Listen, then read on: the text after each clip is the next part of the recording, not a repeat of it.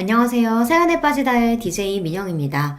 오늘 사연자는 믿을 수 없는 상황에 자신이 꿈을 꾸고 있는 줄 알았다는데요. 과연 어떤 사연인지 들어보시겠습니다. 오늘도 두 가지 사연 준비되어 있어요. 끝까지 들어주실 거죠? 그럼 바로 시작할게요. 구독과 좋아요 잊지 말고 꾹 눌러주세요. 안녕하세요. 저는 60대 아저씨입니다. 제 주변 친구들을 보면 다들 자식들 시집장가까지 다 보내고 손주도 봐서 다들 만나면 손주, 손녀 자랑만 해요. 일도 다 은퇴하고 아내와 등산도 다니고 여행도 다니면서요. 그런데 제 삶은 또래 친구들과는 좀 다릅니다. 저는 혼자 살아요. 그리고 회사도 하나 운영하고 있습니다. 제 인생에 있어 가장 중요한 게 바로 제 회사예요. 이제 내 인생도 다 끝났구나 절망하던 순간 사업을 시작해서 지금까지 쭉 성장하며 지금에 이르렀거든요. 사실 제 인생이 기구하다면 좀 기구합니다. 가족까지 다 버리고 선택했던 가장 사랑했던 여자를 잃었어요. 그 이후로 정신이 나간 사람처럼 살았었는데 지금의 사업을 시작하게 되면서 큰 힘과 용기를 얻고 사람처럼 살 수 있게 되었습니다. 가끔 혼자라는 게 외롭고 지칠 때도 있어요. 친구들이 자식 결혼시킨다고 하고 손주 돌잔치라고 연락이 오면 나는 그동안 뭘 했나 싶기도 하고요. 하지만 어쩌겠습니까? 쉬지 않고 앞만 보며 달려오다 보니 결국은 혼자 남겨진걸요. 그래서 더 일에 열심히인 것 같아요.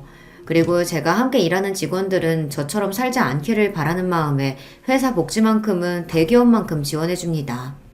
그러다 보니 우리 회사 직원들은 다들 결혼도 일찍 했고 아이를 키우는 직원들도 많아요.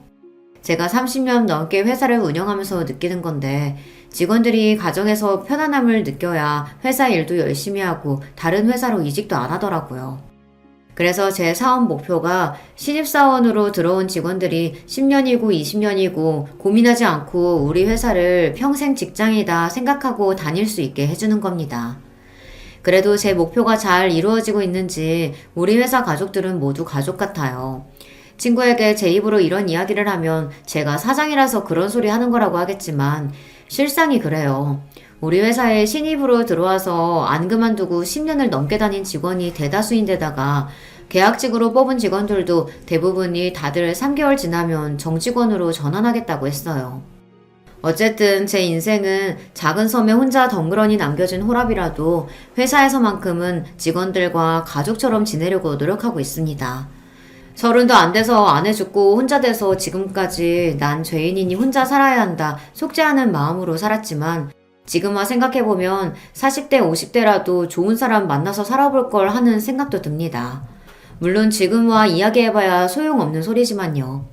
만약 지금 다시 그때로 돌아간다고 해도 저는 용기가 없어 그렇게 하지 못했을 거예요. 사실 아예 기회가 없었던 건 아니에요. 사업이 잘 되고 나서 부모님이나 형제들이 여자 좀 만나보라고 여기저기서 선자리를 주선해줬지만 제 마음이 전혀 내키지 않았어요. 한 번은 제가 여자 만날 생각을 아예 안 하고 매일 일만 하고 있으니 어머니께서 답답하셨는지 억지로 선자리에 내보낸 적도 있었어요. 그런데 선자리에서 여자와 이야기를 하는데도 죽은 아내가 자꾸만 눈앞에 아른거려 대화를 이어갈 수 없었어요. 그때 이후로는 부모님과 형제들에게 아예 선포했죠. 난 여자 만날 생각 없다고요. 아이고 답답한 너. 집 팔자가 더러워 떠난 년이 뭐가 불쌍하다고? 저 좋은 나이에 여자도 안 만나고 혼자 늙어 죽겠대. 아이고 내 팔자야. 어머니 그런 소리 좀 하지 마세요. 어머니 며느리가 팔자가 더럽긴 뭐가 더러워요. 그냥 나 같은 모질이 같은 놈 만나서 고생만 하다가 간 거지. 불쌍한 사람 괜히 욕보이지 말고 그만 좀 하세요. 아내가 죽고 난 뒤에야 알게 된 것들이 너무도 많습니다. 아내를 생각하면 미안함 밖에 없어요. 아내와 저는 20대 중반에 다방에서 만났어요. 저는 군대를 제대한 복학생이었고 아내는 다방 종업원이었습니다. 동네 친구들과 종종 다방에 갔었는데 그때 제가 아내를 보고 첫눈에 반해 몇 달을 쫓아다녔어요. 그러다 아내가 제 마음을 받아주자마자 저는 무조건 아내와 결혼하겠다고 아내를 데리고 집에 갔습니다. 그때 부모님과 형제들은 모두 다 제 결혼을 반대했어요.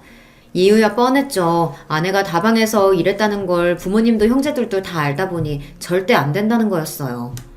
이 자식이 미쳤나? 다방에서 커피나 타고 웃음이나 팔던 년을 데리고 와서 장가를 가겠다니? 너 제정신이야? 아버지는 한의사세요. 동네에서 가장 큰 한의원을 운영하고 계셨죠. 평생 공부만 하고 환자들만 돌보던 분이다 보니 굉장히 고지식하십니다. 그런 분이 다방에서 일하던 여자를 며느리로 인정할 리 없었어요. 더군다나 제가 살던 동네가 워낙 작은 동네라 동네 사람들끼리 서로 수저가 몇 개인지까지 다 알아요. 그런 동네에서 소문이라도 잘못 돌면 제 혼삿길은 막힌 거나 다름없었죠. 그런 상황에서 제가 다방에서 일했던 여자와 어울려 다니니 부모님은 어떻게든 헤어지게 하려고 용을 쓰셨어요. 아버지, 수연 씨가 다방에서 일한 건 아주 잠깐이에요. 지금은 간호조무사 한다고 학원도 다니고 있고요. 아유, 꼴값 떨고 있네. 송충이는 솔잎을 먹어야 하는 거야. 그 여자가 이 좁은 동네에서 다방에서 실실 웃음 팔고 다니고 모르는 사람이 없는데 나더러 그 여자한테 재주씨라고 부르라는 거냐? 말도 안 되는 소리를 하고 있어. 그런 소리 하지 말고 당장 헤어져. 형이 뭔데 나더러 헤어지라 말아야.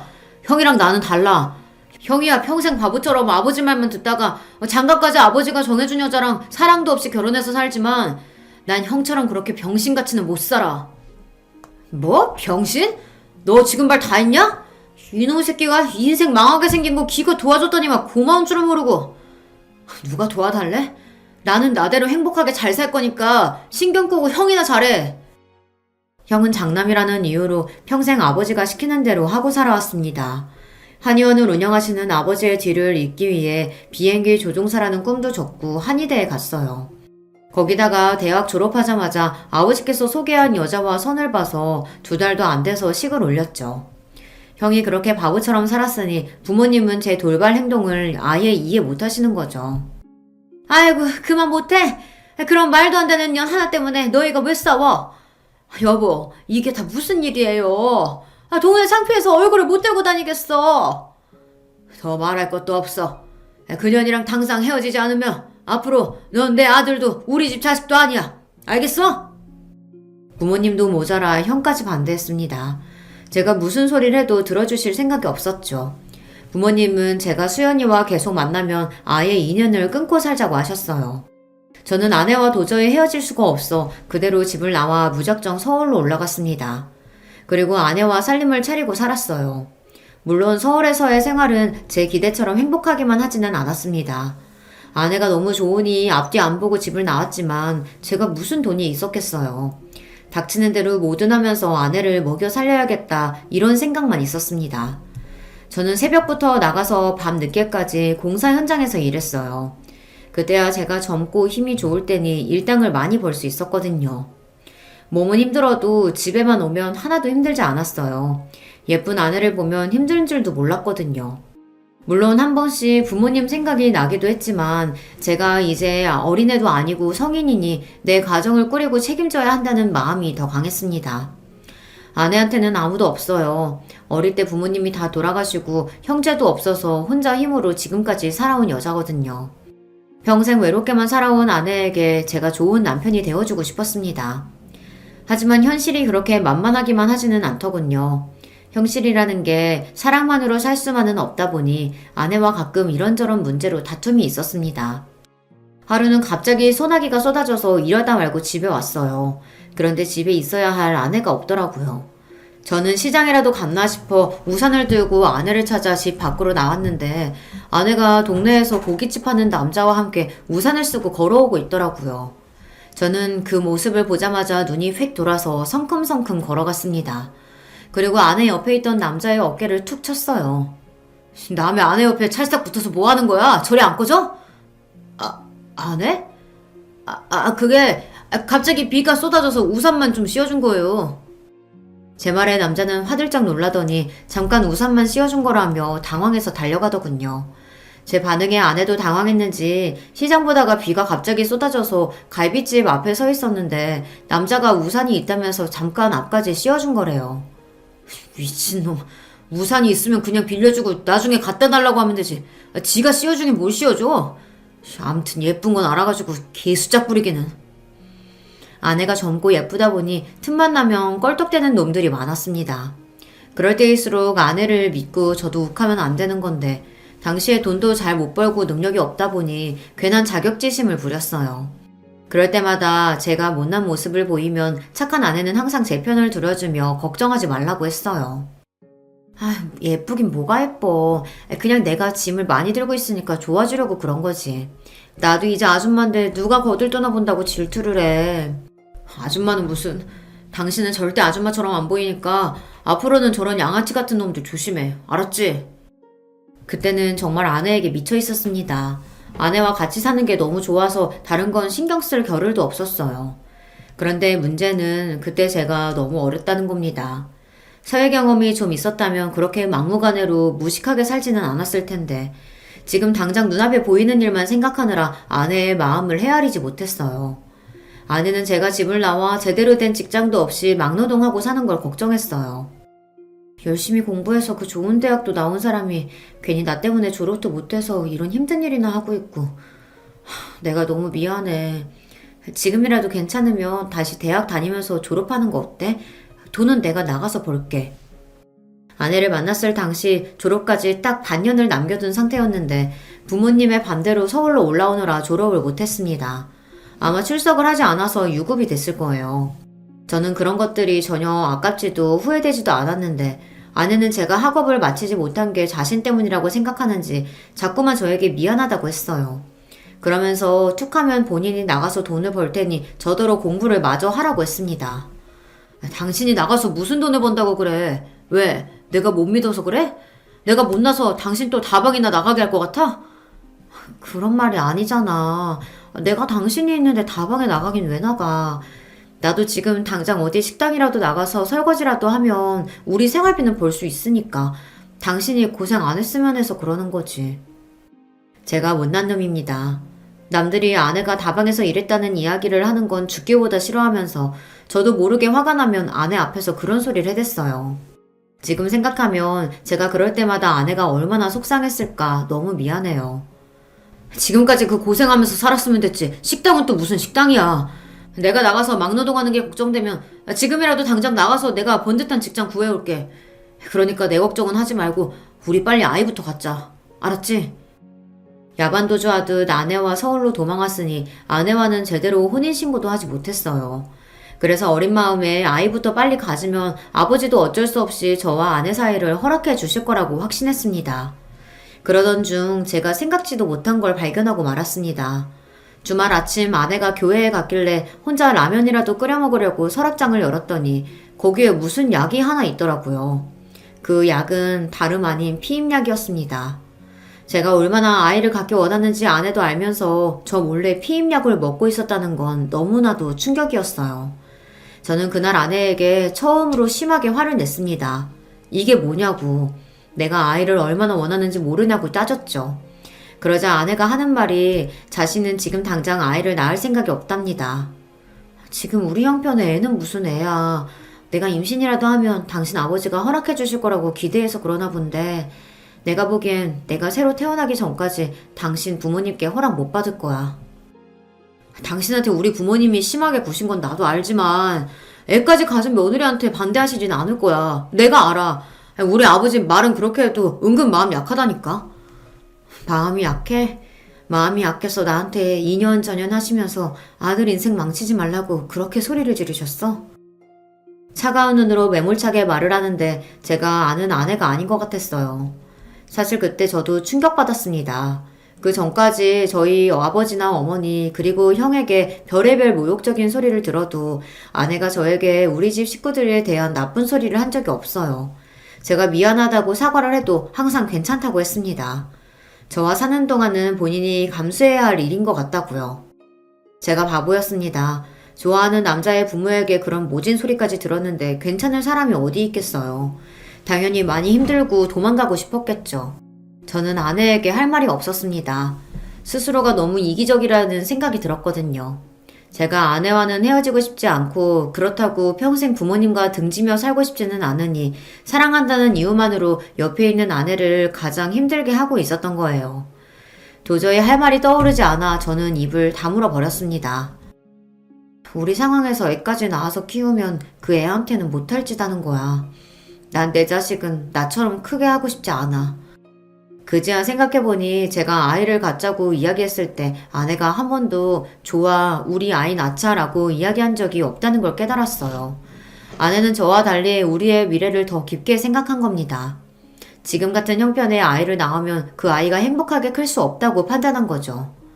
그 이후 저와 아내의 사이가 전과는 조금 달라졌습니다. 아내는 어딘가 묘하게 강하고 단단해진 느낌이 들었고, 저는 그런 아내가 언젠가 철없는 저에게 질려서 떠나버리면 어쩌나 겁이 났습니다. 그래서 부지런히 아내에게 든든한 남편이 될 수 있는 일을 찾았어요. 공사 현장을 다니면서 알게 된 현장 소장님이 있었는데 그분이 저를 좋게 보시고 아는 건설 사무소에 소개를 해줬습니다. 다행히 쉽게 취직이 돼서 저는 처음으로 양복을 입고 출근을 하게 됐습니다. 아내도 제가 새벽이 아니라 남들 출근할 때 출근하고 퇴근할 때 집에 들어오니 좋다고 하더라고요. 저도 아침마다 제 넥타이를 목에 걸어주는 아내의 모습을 보는 게 좋아 더 열심히 해야겠다 하는 생각이 들었습니다. 직장에 다니고 나니 신기하게도 집안이 안정적으로 변한다는 느낌이 들었어요. 공사 현장에 다닐 때는 일당은 많아도 일이 일정하지 않으니 항상 수입이 일정하지 않았는데 직장은 꼬박꼬박 같은 한 월급이 나오니 진짜 내가 우리 집 가장이구나 싶은 마음이 들더라고요. 아내도 이렇게만 살면 아이 낳고 살아도 좋을 거라고 처음으로 말했어요. 그런데 제 인생은 도대체 왜 이러는 걸까요? 이제 제가 바랬던 행복에 가까워지고 있구나 라고 기대했던 순간 말도 안 되는 고난이 찾아왔습니다. 제가 너무 인생을 자만하고 살아왔나 봐요. 저는 아내를 만난 순간부터 지금까지 순탄하게 살아오지는 않았어도 제 곁에 아내가 있는 이상 저에게 불행은 없을 거라고 장담했어요. 앞으로 사는 동안 어떤 고난이 닥쳐도 아내가 옆에 있으면 어떤 일이든 헤쳐나갈 자신이 있었거든요. 그런데 저에게 없어서는 안 되는 존재이자 가장 소중했던 아내가 한순간에 사라지고 말았습니다. 그날만 생각하면 아직도 손이 덜덜 떨리고 눈물이 나요. 퇴근하고 아내가 좋아하는 순대를 사서 집에 가는 길이었는데 제가 살던 집 골목에 소방차가 길을 막고 서 있었어요. 그리고 경찰관들이 제 집에 못 들어가게 막았습니다. 저는 너무 놀라서 아내가 안에 있다고 나는 꼭 들어가야 한다고 소리쳤어요.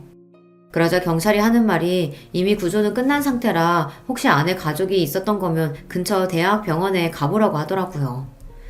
저는 정신이 없는 와중에 병원에 가려고 택시를 타려고 했습니다. 그런데 그때 생각지도 못했던 사람이 제 앞에 나타났어요. 바로 저희 형이었습니다. 형이 제가 이곳에 있는 걸 알 리가 없는데 어떻게 나타났을까 싶어 어리둥절한데도 아내가 걱정돼서 말이 나오지 않았어요. 그냥 계속 빨리 병원에 가야 한다고 중얼거릴 뿐이었죠. 그런데 그때 형이 하는 말이 기가 막혔습니다. 형 말이 아내가 죽었대요. 무슨 이런 일이 있니? 너 여기 산다는 거 듣고 바로 찾아왔는데 글쎄 불이 나서 집이 다 불타고 있는 거야. 나는 혹시나 네가 여기 있기라도 할까봐 곧장 신고했는데 너는 없고 그 여자만 있었대. 알고 보니 집에 불이 난 걸 보고 소방서에 신고한 게 형이랍니다. 제가 집을 나가고 아버지가 계속 저를 수소문했었는데 오늘에서야 제가 이곳에 사는 걸 알아서 마침 집에 온 거랍니다. 그래서 불이 난 걸 본 거고요. 수연이 어딨어? 우리 수연이 어디 있냐고? 바로 병원으로 이송됐는데 병원 도착하기 전에 이미 죽었대. 제가 기억나는 건 거기까지입니다. 형 입에서 수연이가 죽었다는 말을 듣고는 저는 그대로 쓰러지고 말았어요. 그리고 눈을 떴을 때는 병원이었습니다. 저는 어떻게든 몸을 일으켜 일어나 당장 수연이에게 가겠다고 했지만 형이 말렸어요. 너 그동안 도대체 어떻게 산 거야? 의사 말이 너 몸 상태가 너무 안 좋아서 며칠 입원해야 하던데. 형은 제 걱정에 그동안 뭘 한 거냐고 다그쳤지만 저는 들리지 않았습니다. 수연이 생각만 나서 눈물만 났어요. 제 몸이 어떤 상태든 상관없었습니다. 저는 그냥 수연이에게 너무 미안했습니다. 도망 나와 여기까지 끌고 온 것도 나면서 먹고 살겠다고 일하는 게 힘들어서 자꾸만 수연이에게 어린애처럼 징징댔어요. 아침에도 수연이가 새벽부터 끓여놓은 콩나물국이 짜다고 다 먹지도 않고 그냥 나왔거든요. 저는 믿을 수가 없었습니다. 수연이가 죽다니요. 저는 도저히 믿을 수가 없었습니다. 꿈이라고 생각하고 싶었어요. 그래서 저는 아무것도 하지 않고 잠만 잤습니다. 자다가 눈이 떠지면 또 눈을 감고 또 깨면 계속 잤어요. 그대로 수연이를 따라 죽어버렸으면 좋겠다 싶었거든요.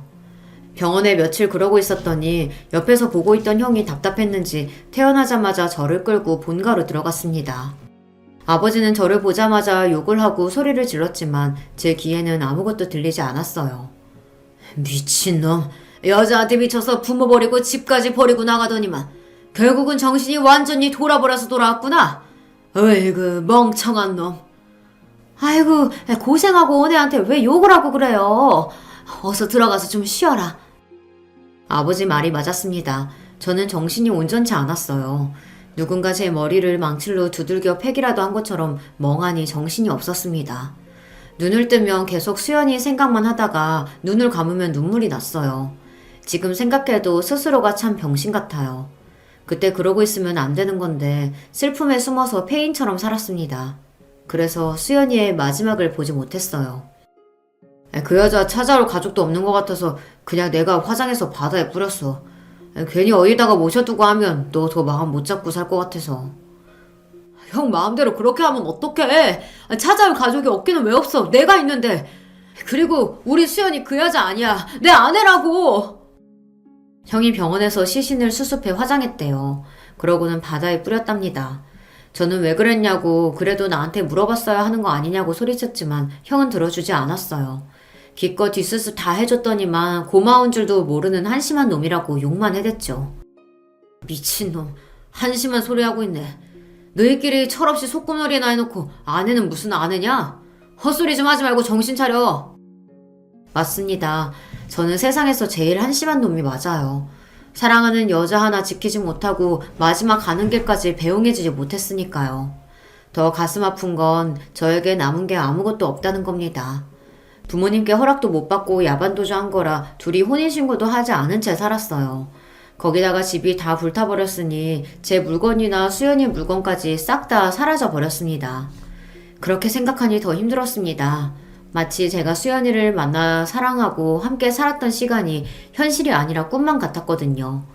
수연이는 제 마음속에 꿈처럼 찾아왔다가 꿈처럼 사라졌습니다. 저는 수연이가 죽었다는 걸 인정하는 데까지 꼬박 1년이 걸렸습니다. 1년 동안 집 안에 처박힌 채 폐인처럼 지내다 함께 서울로 올라가기 전까지 수연이와 연애하면서 주고받았던 편지들을 방에서 찾았어요. 그 편지들을 하나하나 보고 나니 내가 이러고 있으면 안 되겠다라는 생각이 들더라고요. 수연이가 나를 보며 가장 행복해했던 그때처럼 제가 책임감 있는 모습으로 살아야겠다 다짐했어요. 그래서 다시 서울로 올라갔습니다.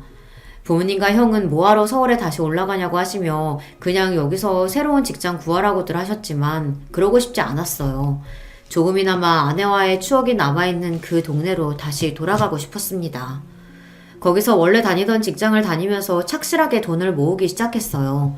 그리고 몇 년 되지 않아 모은 돈을 기반으로 저도 건설 사무소를 차렸습니다. 제가 다른 능력은 없어도 영업 능력은 좀 타고났는지 손대는 일마다 일이 술술 풀려 금방 자리 잡고 10년 사이에 직원 2명에서 30명까지 늘어날 정도로 성장했어요. 최근에 사무실이 늘어서 직원이 50명이 넘었으니 꽤 규모가 커졌죠. 부모님은 두 분 다 돌아가시기 전까지 제 걱정만 하다가 돌아가셨어요. 그래도 제가 50 정도 됐을 때까지는 부모님이 어떻게든 장가를 보내려고 수단과 방법을 가리지 않으셨었는데 제가 전혀 여자도 만나지 않고 나가는 선자리마다 파토를 내고 들어오니 언제부턴가는 아예 포기하시더라고요. 그나마 하는 사업이 잘 되기 시작하니 오히려 한시름 놓았다고 하셨어요. 그러던 중 아버지가 먼저 돌아가시고 어머니께서 몇 년 전에 돌아가셨는데 어머니께서 이상한 소리를 하셨습니다. 그때 내가 너희 아버지나 형한테 그러지 말라고 말렸어야 했는데 나는 네가 그 애만 없으면 멀쩡하게 결혼해서 잘 살 줄 알았어. 나까지 너랑 걔한테 그런 상처 줘서 미안해. 아휴, 그 어리고 고운 애가 혼자 얼마나 힘들게 살았을까. 엄마가 지옥에 가서 대신 천벌 받을게. 미안해 아들. 당시에는 단순히 어머니께서 지난날 저와 수연이의 사이를 반대하셨던 게 미안해서 끝까지 마음에 걸렸었나 보다 했는데 시간이 지나고 나니 어머니의 마지막 말이 걸렸습니다. 어리고 고운 애가 혼자 얼마나 힘들게 살았을까라는 말이요. 수연이는 이미 죽은 지 몇십 년이 됐고 그 전까지는 항상 저와 함께였었는데 혼자 힘들게 살았다는 게 무슨 의미일까 싶어서요. 하지만 이미 어머님, 아버님 두 분 다 돌아가셨으니 그 의미를 알 수 없었습니다. 형도 그때 당시의 일에 대해서는 일절 꺼내지 않으니 굳이 제가 먼저 꺼낼 수가 없었죠. 그리고 저도 나이가 드니 지난 과거의 일은 가슴에 묻고 살고 싶었어요. 지난일에 매여있기엔 현실이 너무 바빴거든요. 저에게는 남들 다 있는 처자식은 없어도 회사가 있습니다. 저에게 회사는 가족이자 친구였어요. 제가 사람도 잘 안 만나고 회사 일에만 열중하다 보니 주변에서는 물려줄 사람도 없는데 뭘 그렇게 회사를 열심히 키우냐고 했습니다. 그렇게 돈 많이 벌어봐야 물려줄 자식도 없는데 나중에 어떡하려고 회사 일만 죽어라 하면서 사냐? 돈도 벌 만큼 벌었는데 좀 쉬엄쉬엄 하면서 운동도 하고 여행도 좀 다니고 그래. 너 그러다 과로로 늙어 죽으면 하늘나라 가서도 후회한다. 내가 물려줄 사람이 없게는 왜 없어. 우리 회사 직원들이 있는데 나 죽기 전에 나랑 같이 고생했던 직원들한테 다 나눠주고 갈 거야. 다들 제 말을 믿지 못했지만 저는 진심이었습니다. 저에게 남은 게 뭐가 있겠어요. 회사 달랑 하나인데 그 회사 위에 자신의 평생을 바쳐 열심히 일한 직원들에게 모두 다 주고 가고 싶었어요. 저는 이런 이야기를 직원들에게 종종 합니다. 직원들도 처음 들었을 땐 대표가 술에 취해서 술주정을 하나 보다 하지만 함께 오래 일한 직원들은 제 마음을 알아요. 제가 회사와 우리 직원들을 얼마나 소중하게 생각하는지요. 저에게 회사 직원들이 가족이나 다름없었습니다. 그래서 직원들 경조사에는 무슨 일이 있어도 참석하고 회사에서 지원해줄 수 있는 만큼 지원을 해줬어요. 제게는 가장 소중한 회사를 위해 일해주는 직원들이 걱정 없이 행복해야 제 회사를 위해 더 힘써줄 걸 아니까요. 회사에 2, 3년 전 입사한 남자 직원이 하나 있어요. 대학 졸업하고 다른 회사 다니다가 경력직으로 입사했는데 함께 일하는 직원들이 다들 칭찬하더라고요. 나이에 비해 성숙하고 일도 깔끔하게 잘한다고요. 사실 그전까지는 다른 회사에서 일하다 온 직원이니 그렇게 눈여겨보지는 않았어요. 우리 회사 특성상 신입사원으로 들어와서 대부분 오래 일한 직원들이 많아서 다른 회사에서 이직해온 사람은 어쩐지 의리가 없다는 느낌이 들었거든요.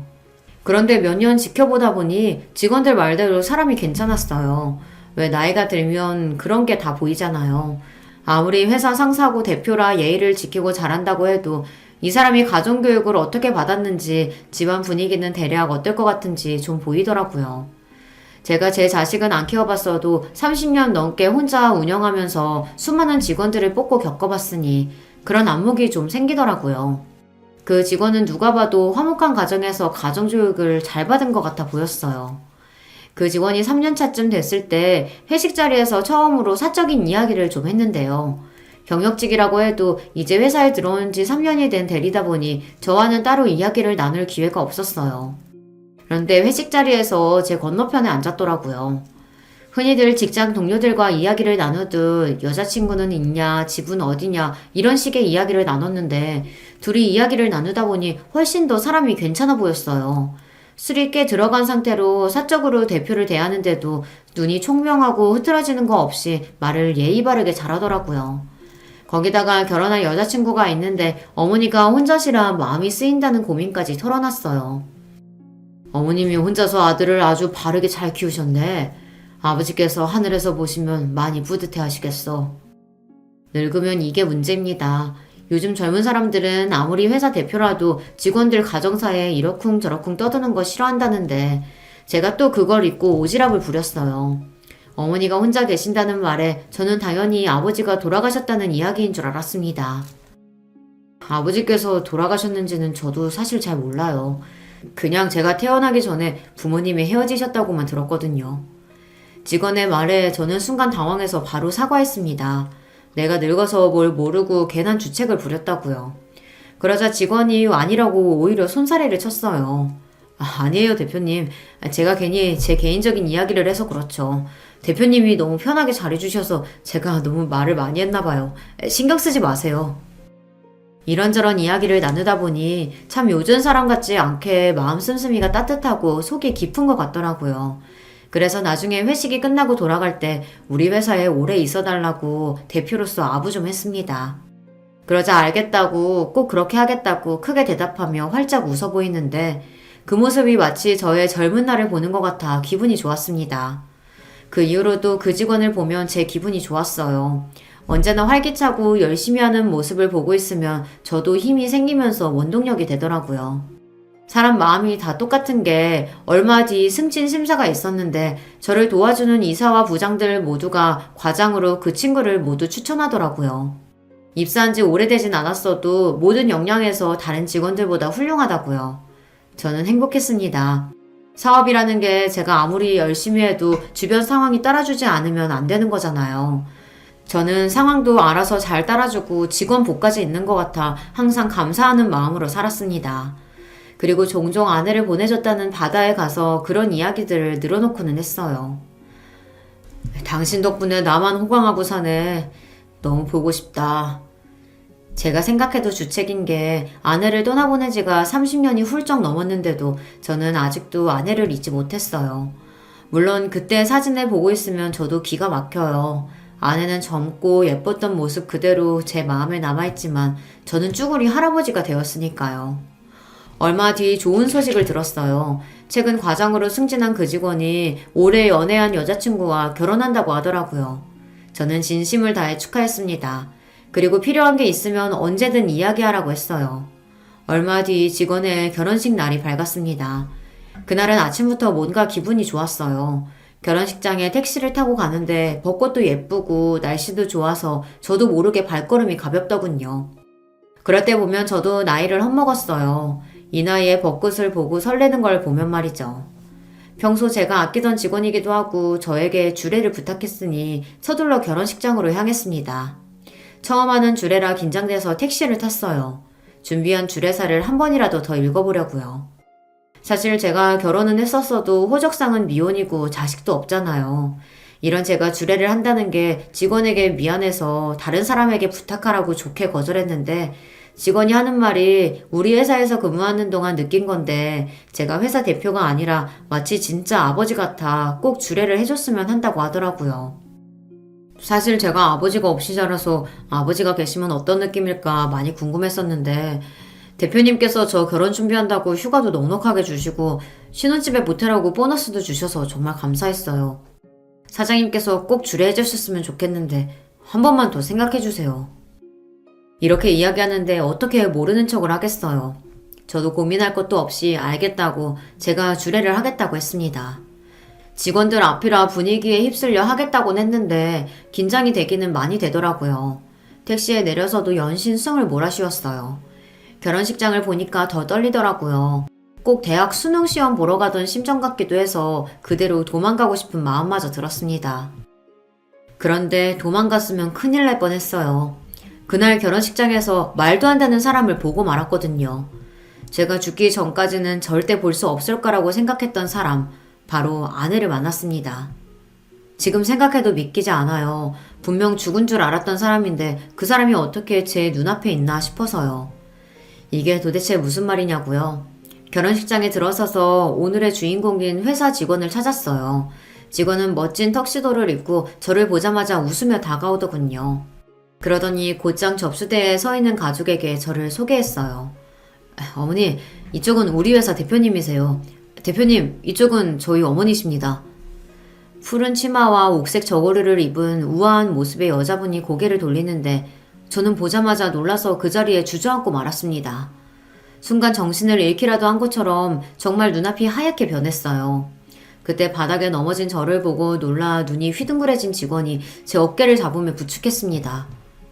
대표님, 괜찮으세요? 저는 순간 이곳이 어딘지 저를 부축하는 직원이 뭐라고 하는지 하나도 들리지 않았습니다. 오로지 제 눈앞에 한복을 입고 있는 제 아내만 눈에 보였어요. 아내는 30년 전 그때의 모습 그대로였습니다. 저는 주름만 잔뜩인 할아버지인데 아내는 여전히 아름답더라고요. 아내도 저를 알아봤는지 눈동자가 세차게 흔들렸습니다. 저는 정신을 번쩍 차리며 아내에게 바짝 다가갔습니다. 그리고 아내의 어깨를 덥석 잡았어요. 여보, 수연아, 당신이 어떻게 여기 있을 수가 있어? 당신이 살아 있었던 거야? 그 순간 제 뒤에 있던 직원이 놀라서 휘둥그레진 표정으로 저를 밀어냈어요. 대표님, 지금 뭐 하시는 거예요? 우리 어머니께 여보라뇨. 이 손 놓으세요. 아내를 만났다는 놀라움에 손에 힘이 바짝 들어간 저는 직원이 제 손을 떼어놓으려고 하는데도 손이 떨어지질 않았어요. 그 순간 아내도 당황했는지 못 볼 걸 보기라도 한 것처럼 손을 떨었습니다. 주영아, 이 사람이 왜 여기 있어? 너희 회사 대표님 결혼도 안 한 싱글이라고 하지 않았어? 아내도 이 상황이 혼란스러운 건지 말까지 더듬으며 어쩔 줄 모르더군요. 그러더니 제 눈도 쳐다보지 못하고 혼잣말을 중얼거렸어요. 당신 분명 다른 여자랑 결혼해서 외국에 있다고 했는데 어떻게 지금까지 혼자 살고 있었지? 엄마, 왜 그래? 지금 혼자 뭐라고 하는 거야? 엄마도 우리 대표님이랑 아는 사이인 거야? 그 순간 믿을 수 없는 일이 벌어졌습니다. 아내가 직원의 손을 잡았어요. 그러더니 하는 말이 충격적이었습니다. 주영아, 사실은 이 사람이 바로 네 아버지야. 엄마는 정말 몰랐어. 이 사람이 너희 회사 대표일 줄은 정말 몰랐다고. 그 순간 저도 직원도 둘 다 너무 놀라 말문이 턱하고 막히고 말았습니다. 지난 3년 동안 직원으로만 생각했던 친구가 글쎄 제 친아들이었답니다. 충격도 잠시 결혼식 시간이 다가오자 로비는 하객들로 붐볐습니다. 저는 이대로 줄에는 절대 설 수 없을 것 같아 결혼식장에 부탁해서 급한 대로 업체에 주례를 부탁했어요.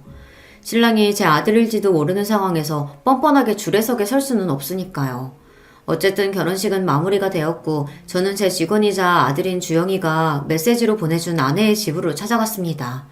그리고 저와 아내, 주영이의 안사람이 된 며느리까지 넷이 모여서 오늘 일에 관해 이야기를 나눴어요. 저와 주영이는 둘 다 아내가 말을 해줄 때까지 기다렸습니다. 그러니까 그게 어떻게 된 일이냐면 나는 당신이 다른 여자와 결혼을 약속한 줄만 알았어. 그리고 분명 당신 아버지가 결혼한 여자랑 외국에 갔다고 했단 말이야. 저는 아내의 말이 도대체 무슨 말인지 몰랐습니다. 대충 들어도 저와 아내의 사이에 오해가 너무도 많은 것 같았어요. 그날 아내와 저는 밤새도록 이야기를 나눴습니다. 벌써 30년도 더 된 일이었지만 저나 아내나 둘 다 당시에 너무도 힘들었던 일이기에 기억이 또렷했어요. 이야기는 이랬습니다. 저와 아내가 헤어지게 된 게 다 아버지와 형의 계획이더군요. 제가 집을 나가고 얼마 후 아버지는 사람을 써서 제가 어디에 있는지 금방 알아냈대요. 그러고는 그때부터 형을 시켜 아내를 만나 저와 떼어놓으라고 했답니다. 내 동생 결혼할 여자 있어요. 그 여자는 집안도 판사 집안인데다가 외국에서 공부도 하고 와서 아주 똑똑한 여자라고요. 그런 여자를 두고 수근이가 당신 같은 여자랑 정말 결혼할 것 같아요? 형이 무슨 소리를 해도 처음엔 아내는 믿진 않았답니다. 형이 뭐라고 하든 지금 함께 사는 건 아내와 저니까요. 아내도 저와 헤어질 생각 없다고 당당하게 말했대요.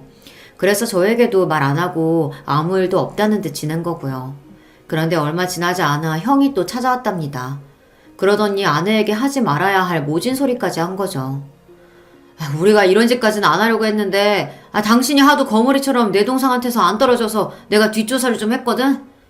당신 고등학교도 졸업 못하고 이 동네 저 동네 다방에서 몸 팔고 다니다가 유부남이랑 바람 피워서 그 유부남 마누라한테 고소도 당했다면서? 그건 유부남인지 모르고 만난 거였어요. 그 남자가 속여서 정말 몰랐다고요. 아내가 저를 만나기 전에 만났던 남자가 작정하고 유부남인 걸 속이는 바람에 아내는 그 남자의 아내에게 고소까지 당했었대요. 그 일을 형이 알아낸 거고요. 합의금도 못 내서 구치소까지 갔다 왔다던데 그런 더러운 몸으로 감히 내 동생을 넘봐?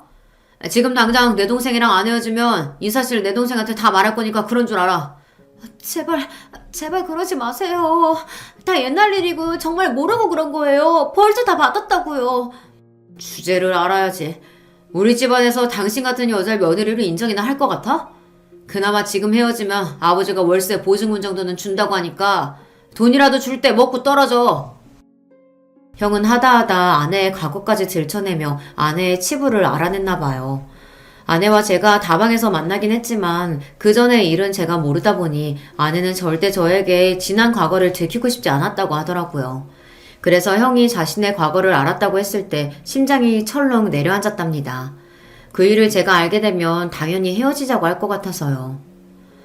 제가 지금 당장 헤어지자고 해도 수근 씨가 나랑 절대 안 헤어지겠다고 할 거예요.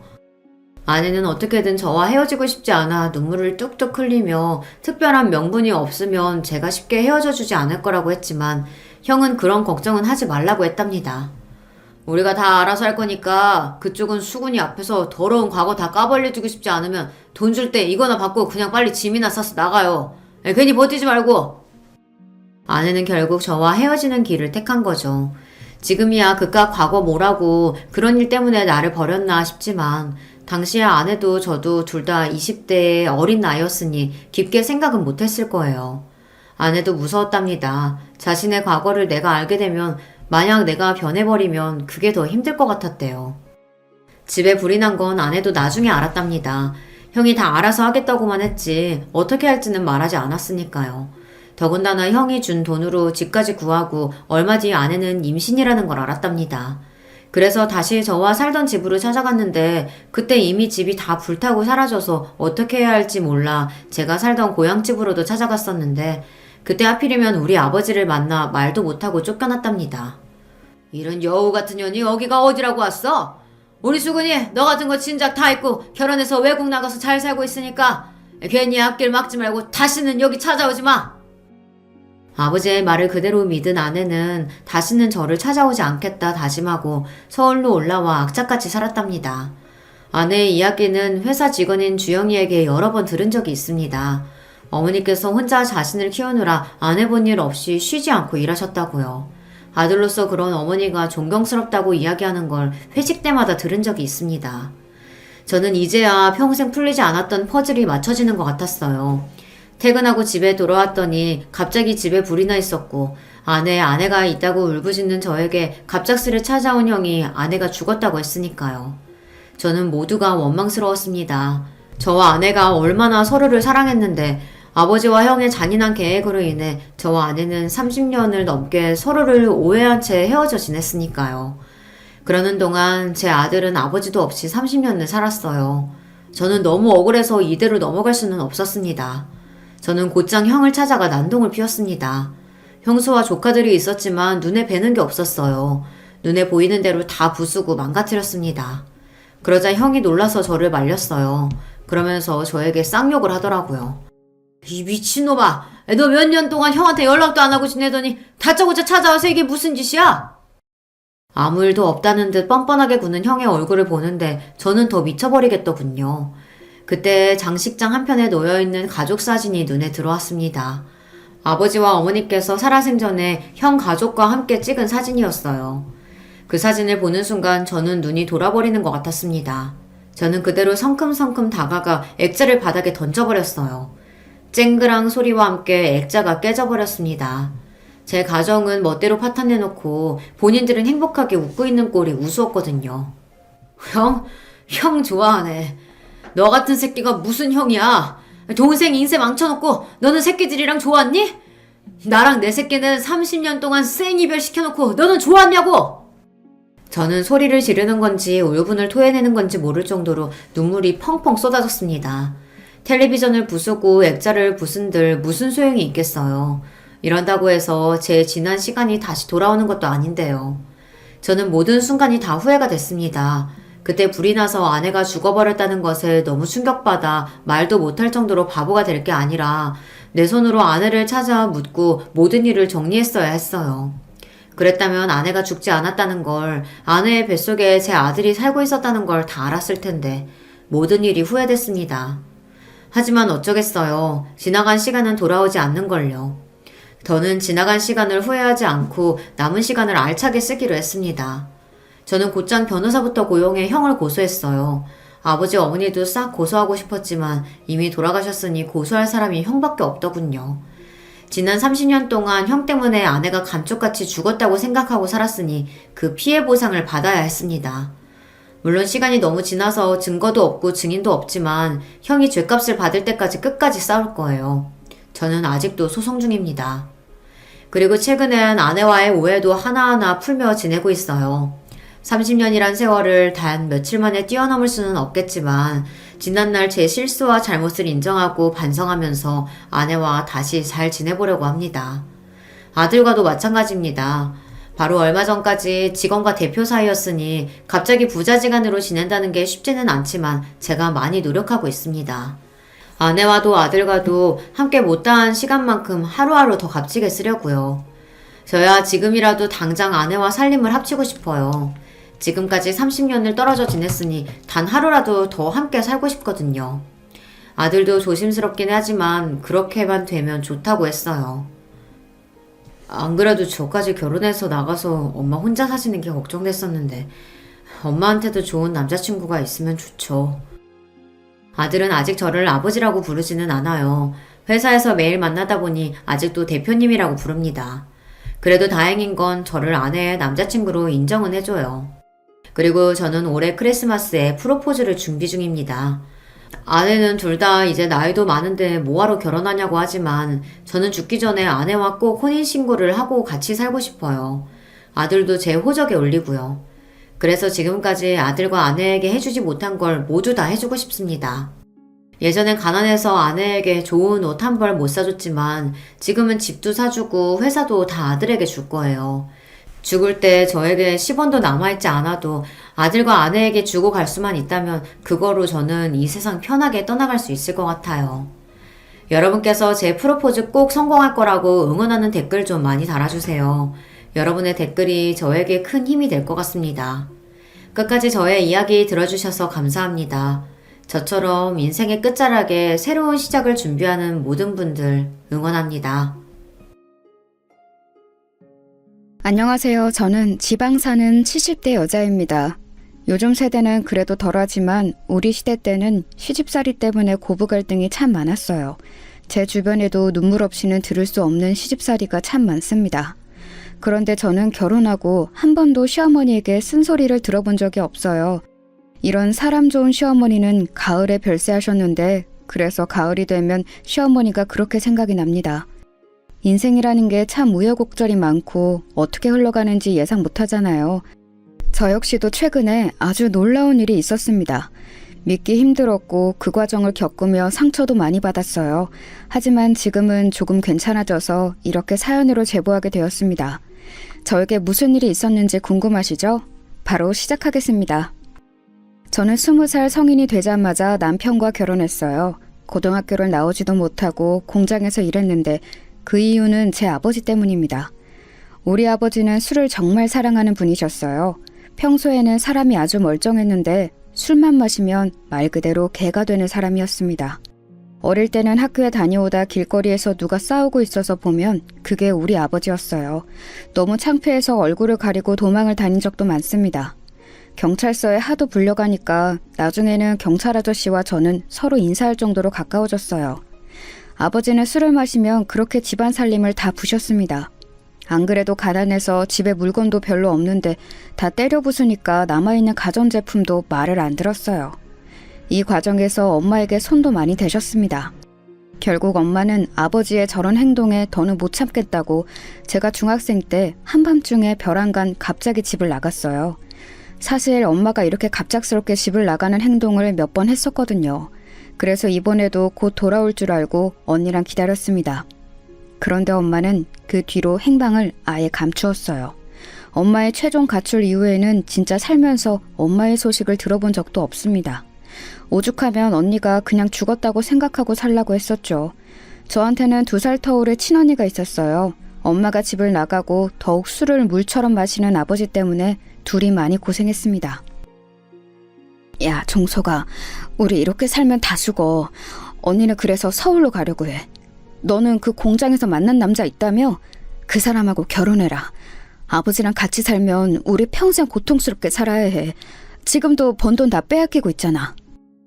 언니는 저에게 아버지랑 하루라도 빨리 떨어져야 한다고 했어요. 그러면서 본인은 서울로 가서 아버지와 연락을 끊고 저랑만 인연을 이어가겠다고 했습니다. 저는 아버지 때문에 공장에서 억지로 일했었는데 월급을 제 손으로 만져본 적이 없어요. 왜냐하면 월급날이 되면 아버지는 그걸 알고 공장 앞까지 찾아왔습니다. 퇴근한 제가 돈 봉투를 받으면 그걸 그대로 들고 가서 술을 사서 마셨어요. 월급을 주지 않으면 공장 앞에서 술병을 던지며 행패를 부리고 저에게 손을 대기도 하셨습니다. 그래서 어쩔 수 없이 주고는 했어요. 그런 아버지의 행패를 막아주었던 한 남자가 있는데 그 사람이 언니가 말한 제 첫 남자친구였어요. 저보다 3살 많은 남자였는데 그렇게 저는 그 사람과 결혼까지 하게 되었습니다. 저는 정말 살고 싶은 마음에 그 남자에게 결혼하자고 했던 거였어요. 아직도 제가 결혼하자고 했더니 놀란 눈으로 저를 쳐다보던 남편이 기억납니다. 우리 집은 당연히 해줄 수 있는 게 아무것도 없었어요. 도망치고 싶어서 결혼하는 사람이었는데 제가 무엇을 들고 갔겠어요. 아버지에게 저 결혼한다고 통보하고 집을 나서는데 뒤에서 욕하는 소리가 들렸습니다. 무서우면서 한편으로는 너무 다행이고 해방감을 느꼈어요. 가난했던 것은 우리 집뿐만이 아니었습니다. 남편의 집도 넉넉한 사정은 전혀 아니었어요. 사실 우리 세대는 모두가 가난한 세대였거든요. 그렇게 얼떨결에 남편의 집에서 결혼 생활이 시작되었습니다. 저는 엄마가 없었고 남편은 아버지가 안 계셨어요. 너무 안타깝게 결혼하기 바로 전에 병으로 돌아가셨다고 하더라고요. 장남인 남편 밑으로 시동생이 무려 5명이 있었습니다. 시어머니와 남편이 밖에서 돈을 벌어 식구들을 먹여 살리고 있었어요. 시어머니는 말수가 적고 온화한 분이셨습니다. 혼자 그 많은 자식의 밥을 하는 게 얼마나 대단해 보였는지 모릅니다. 결혼해서 저도 며느리로 그 집에서 같이 사니까 저는 당연하게 살림해야 한다고 생각했어요. 그래서 청소하고 빨래하고 요리하고 그렇게 지냈는데 제가 열심히 집안일을 하면 시어머니는 제 손을 꼭 잡고 늘 이렇게 말씀하셨습니다. 아가, 네 고운 손이 망가질까봐 무섭다. 우리 아들하고 결혼해줘서 고마워. 우리 평생 행복하게 살자. 내가 아가 네 엄마라고 생각하고 살아. 알겠지? 얼마나 사람이 대단한 분인지 아시겠죠? 저는 이런 시어머니 덕분에 고부 갈등을 전혀 겪지 않았어요. 친정아버지 때문에 도망치듯 결혼했는데 시어머니를 잘 만나서 다행이었습니다. 아버지와 사이가 안 좋으니 저는 명절에도 집에 가지 않았어요. 만나봤자 돈을 달라고 행패를 부리거나 술을 마시고 동네 사람들과 싸울 게 뻔했거든요. 그래서 저는 시어머니의 친정에도 같이 다녔습니다. 누가 보면 우리를 시어머니와 며느리가 아닌 엄마와 딸로 착각할 정도로 사이가 좋았어요. 이렇게만 말하면 제가 아주 행복한 결혼 생활을 했던 것 같죠? 그런데 전혀 아니에요. 왜냐하면 남편의 도박 중독 때문에 제가 얼마나 고생을 많이 했는지 몰라요. 남편은 결혼 전에는 전혀 안 그랬다고 하던데 결혼하고 정말 우연히 도박을 한번 해보더니 거기에 푹 빠지게 되었습니다. 공장에서 번 돈을 집에 가져오지 않고 그대로 도박장에 들고 갔어요. 시어머니와 저는 그런 남편을 찾으러 온 동네를 뒤지고는 했습니다. 결혼하고 저는 집에 있느라 공장에서 일하지 않았거든요. 남편이 벌어오는 돈으로 우리가 살았는데 저렇게 가장이 책임감 없이 행동하니 기가 막혔습니다. 시어머니도 간간히 용돈벌이로 남의 집 옷을 수선했는데 그걸로 우리가 먹고 살기엔 너무 부족했어요. 이런 남편 때문에 제가 얼마나 마음고생을 했는지 모릅니다. 하지만 이럴 때마다 시어머니가 제 손을 잡고 울면서 당신이 대신 미안하다고 해서 마음이 약해졌어요.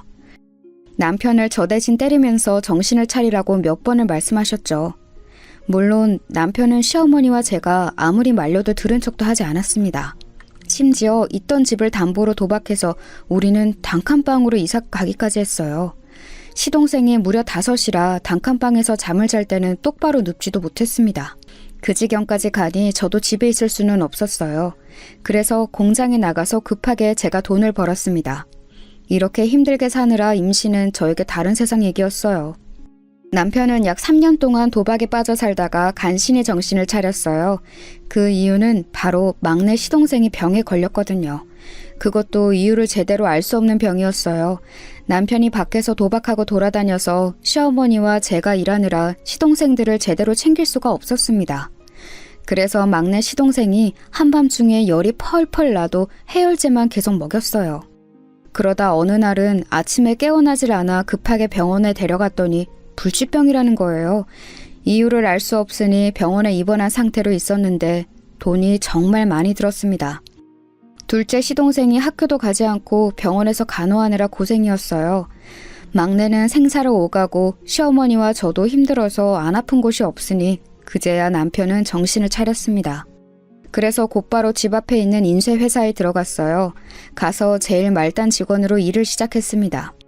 시어머니와 저는 남편이 그렇게 일반 사람처럼 직장에 다닌다는 것만으로도 좋았어요. 돈을 버는 사람이 늘어나니까 확실히 조금이라도 사람 사는 것처럼 살 수 있게 되었습니다. 남편이 회사에 들어가고 저는 첫째를 임신하게 되었어요. 제가 임신하자 시어머니는 또 제 손을 꼭 잡고 아주 좋아하셨습니다. 저도 아이를 가지니까 책임감도 생기고 좋았어요. 무엇보다 남편이 제 임신 소식을 듣자 회사를 더 열심히 다니기 시작했습니다. 사장님께서 저에게 대놓고 남편이 다른 사람이 된 것 같다고 하실 정도로요. 그때는 이제는 진짜 제 인생이 평탄하게 흘러갈 줄 알았답니다. 하지만 역시 그것도 제 착각이었어요. 저는 첫째를 가졌을 때 입덧이 매우 심했는데 뭘 먹으려고 하면 자꾸 속에서 뭐가 올라오는 느낌이 들었어요. 입에 대는 것은 물론이고 음식 냄새를 맡는 것도 힘들었습니다. 유일하게 신맛이 나는 것은 먹을 수가 있었어요. 그런 저를 위해 시어머니는 시장에 가서 시고 달달한 과일을 정말 매일 사다 주셨습니다. 신선한 것을 먹어야 한다고 쟁여놓지 않고 새벽 시장에 가서 사오셨어요. 남편이 해야 하는 일을 시어머니가 해주셨어요.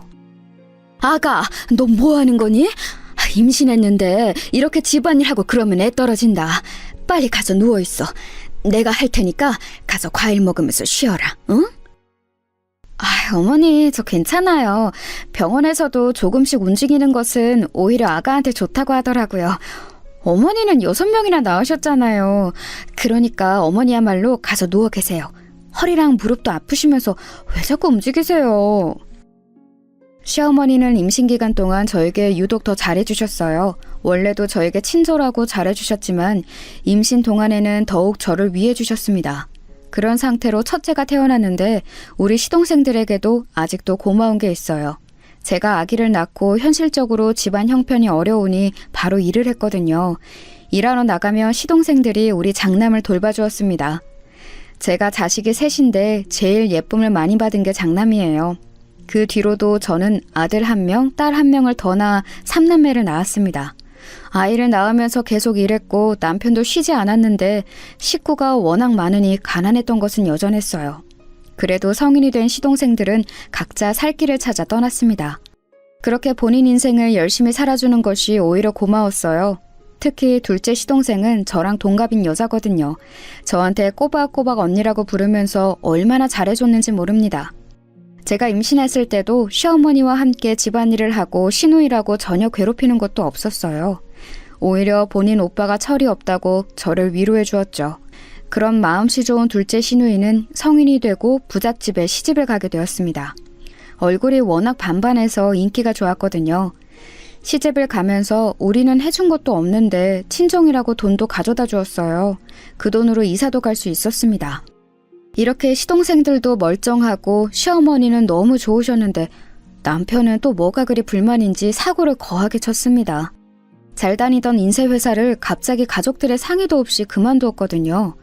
퇴사라는 말을 저에게 한 번도 하지 않고 말 그대로 갑자기 하루아침에 그만두었습니다. 여러분, 혹시 사업병이라는 단어 들어보셨나요? 남편은 본인이 인쇄회사에서 일해보니 자기도 회사를 운영할 수 있겠다고 말하더라고요. 그러면서 자기를 믿어달라고 했습니다. 시어머니와 저는 격렬하게 반대했어요. 왜냐하면 그때 첫째 나이가 겨우 9살이고 막내의 나이는 3살이었어요. 아이들이 너무 어린데 위험한 선택을 하는 것이 저는 도저히 이해할 수 없었습니다. 시어머니도 남편을 얼마나 말렸는지 모릅니다. 저랑 시어머니는 필사적으로 남편을 말렸어요. 하지만 남편은 우리가 말린다고 들을 사람이 아니었어요. 남편은 그렇게 막무가내로 회사를 그만두고 사업을 시작했습니다. 심지어 그렇게 사업을 시작하며 둘째 시누이의 남편에게 돈까지 빌렸어요. 이렇게 시작한 사업이 잘 되었으면 저도 고생을 덜 했을 거예요. 그런데 안타깝게도 사업은 잘 풀리지 않았습니다. 오히려 빚만 날이 갈수록 늘어났어요. 이 과정에서 둘째 시누이는 친정과 연을 끊게 되었습니다. 남편이 자꾸 시누이의 남편에게 돈을 빌려서 부부 사이가 나빠졌다고 원망했어요. 시누이는 이렇게 살면 본인까지 오빠 때문에 죽을 것 같다고 연을 끊었습니다. 빚을 얼마나 낸 건지 집에 빚쟁이들이 쉬지 않고 찾아왔어요. 돈 내놔! 내 피 같은 돈을 가져갔으면 갚아야 할 것 아니야! 한 달만 주면 2배로 갚는다며? 그래놓고 지금 3달이 지났어. 돈 안 내나? 어? 그럼 몸이라도 팔아서 돈을 구하란 말이야. 네 몸을 팔기 싫으면 아이라도 내놔. 내가 확 팔아버리게. 안 돼요. 저기 안 돼요. 차라리 남편을 데려가세요. 우리 아이들은 죄가 없어요. 애들은 아무것도 몰라요. 제발요. 빚쟁이들은 집에 매일 찾아와서 우리를 괴롭혔어요. 심지어 아이를 데려간다며 우리 막내를 실제로 들고 집을 나가려고 했습니다. 그래서 시어머니와 저는 무릎을 꿇고 빌었어요. 그 사건이 있고 저는 인생을 포기하고 싶었습니다. 친정아버지 복도 없는데 남편 복까지 없는 불우한 인생이었어요. 아니면 그냥 차라리 삼남매를 데리고 도망을 가야 하나 생각도 들었습니다. 남편을 생각하며 속에서부터 우라가 치밀었어요. 그런 제 마음을 눈치챘는지 시어머니는 저에게 미안하다고 우셨어요. 미안하다고 당신께서 사과하시는데 마음이 좋지 않더라고요. 남편은 그래도 조금만 기다려달라고 했지만 이미 수중에 남은 재산은 하나도 없었어요. 기다린다고 잘 풀릴 것 같지도 않았습니다. 결국 시어머니와 저는 급한 대로 아주 작은 식당을 시작하게 되었어요. 우리 시어머니의 최고 장점이 요리를 매우 잘하는 거예요. 손재주가 워낙 좋아서 손으로 하는 모든 일에 재능이 있으셨습니다. 그래서 수선일도 잘하셨는데 무엇보다 음식을 매우 잘하세요. 그래서 아주 작은 식당을 열고 아침부터 밤까지 운영했어요. 시어머니와 저 그리고 시동생들은 식당 일에 매달렸습니다. 새벽부터 시장에 가서 재료를 사고 한 분의 손님이라도 더 오게 하려고 노력했어요. 그렇게 아끼고 아껴서 모은 돈으로 남편의 빚을 점점 갚고 있었습니다. 남편의 사업 실패로 인한 빚은 사실 어마어마했어요. 그 빚을 갚으려고 얼마나 고생했는지 몰라요. 게다가 식당을 운영하며 아주 슬픈 일도 겪었습니다. 왜냐하면 시어머니가 쓰러지셨거든요. 안 그래도 시어머니는 몸이 약한 상태였어요. 특히 시아버지가 돌아가시고 고생을 많이 하셨거든요. 어깨, 허리, 무릎 등 안 아픈 곳이 없었습니다. 그런데도 제가 임신하며 저를 제일 최우선으로 돌봐주셨어요. 셋을 낳는 동안 매번 마시는 것도 해주셨고 아이도 많이 봐주셨습니다. 그런 시어머니가 쓰러지니 저는 너무 슬퍼서 눈물이 나왔습니다. 엄마가 집을 나갈 때도 이렇게 슬프진 않았거든요. 하지만 식당 일을 쉬면 시어머니의 병원비를 낼 수가 없으니 정말 울면서 일했습니다. 다행히 시어머니의 손맛을 제가 옆에서 많이 봐서 흉내를 낼 수가 있었어요. 그렇게 낮에는 일하고 밤에는 병원에 가서 시어머니를 간호했어요. 워낙 고생을 많이 하기도 했고 연세도 많으셔서 병원에서 집에 그냥 가라고 하더라고요. 그래서 시어머니를 퇴원시키고 집에서 모셨습니다. 식당 일을 하다가도 시동생들에게 잠시 가게를 맡기고 집에 들러 어머니 끼니는 꼬박꼬박 챙겼어요. 단골 손님들이 딸보다 며느리가 훨씬 더 챙긴다고 대단하다고 하셨죠. 아가, 미안하다. 시집와서 고생만 하네. 내가 너무 미안해. 우리 다음 생에 만나면 엄마랑 딸로 태어나자. 미안해. 시어머니는 1년 동안 누워 계시다 결국 집에서 돌아가셨어요. 돌아가시기 직전에 상태가 매우 안 좋았는데 자식들보다 저를 더 많이 찾으셨습니다. 숟가락들 힘도 없는데 저를 보고 천천히 저 말을 어렵게 하시고 눈을 감으셨어요. 그날이 제가 인생을 살면서 제일 많이 울었던 날이에요. 어머니가 돌아가신 슬픔에 저는 정상적으로 살 수가 없었습니다. 낮에는 그래도 제가 일해야 하니까 식당에서 일하고 밤마다 얼마나 울었는지 몰라요. 망할 남편은 시어머니가 돌아가시고 드디어 최종적으로 정신을 차렸어요. 저에게 어느 날 술을 마시고 오더니 무릎을 꿇고 울더라고요. 본인이 너무 미안했다고 이제 앞으로 자기 인생을 저에게 바치겠다고 했죠. 고맙거나 대단한 마음은 전혀 들지 않았습니다. 그저 아직 어린 우리 삼남매라도 어떻게든 키워보자고 했어요. 시동생들도 하나둘 커서 집을 나갔습니다. 남편은 식당에 나와 저를 도와 일했어요.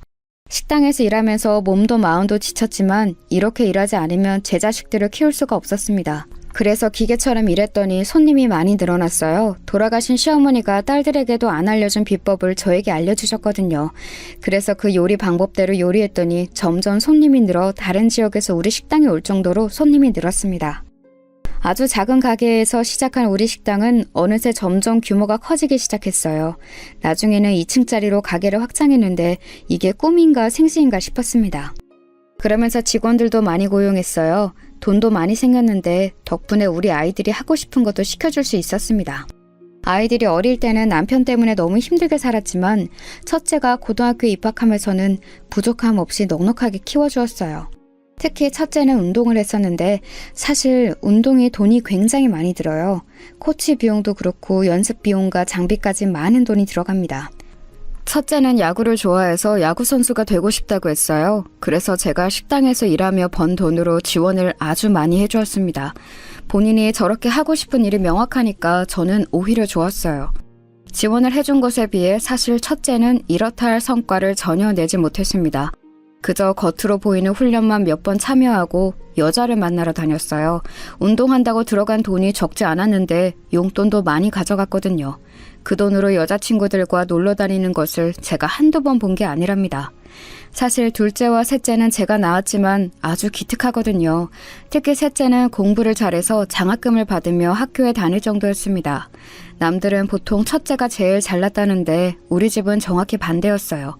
첫째는 사실 사고도 많이 치고 돌아다녔습니다. 운동한다는 이유로 싸움도 많이 했어요. 제가 아이들 학교에 선생님의 부름을 받고 달려갔던 것은 첫째 때가 유일하거든요. 어머니, 재열이가 운동하는 것은 알겠는데 너무 위화감을 조성합니다. 야구 방망이를 들고 다니면서 친구들을 위협해요. 제가 그러지 말라고 했는데 무슨 일이 생기면 본인의 돈으로 해결한다는 말까지 하더라고요.